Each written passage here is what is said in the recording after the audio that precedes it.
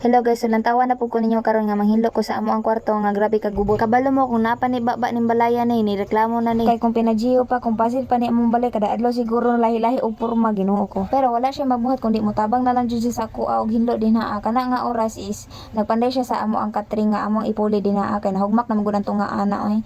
Then isa ko magpaspas siguro karon og istorya oy kay Ginoo ko kakapoy ba wala na ko kabaloon sa kung ipangyaw din hi. Gusto unta nako ba nga magbutang lang og music din hi. And then kay makapiright man ta wala tay mabuhat kundi mag voice over flower video na lang jud ta. Lain mangud kaayo ang ako ang tingog kung dili na ko paspason ang ako ang pagstorya dinhi like paminawar gud ninyo. So mao ni ang normal na ko nga tingog kung ako alang jud ang masunod no. Ingon ani lang jud unta kaso lang mura kog napus-an dinhi mura kog ay Ginoo ko. Unya feeling pud nako laayon pud mo og tan-aw kay grabe pud ka OA ang akong tingog yun na. So diring dapitan nagbutang nako og mga butanganan og sanina diri sa ilalom sa Katrino kay dira na akong ipambutang kay kung ang Durabox ang ako ang ibutan din ha adik jud maigo og grabe pud ka hugot sa amo ang kwarto tantawon. And then kana di ba daghang kay piluonon pero napilo na ko na tanan.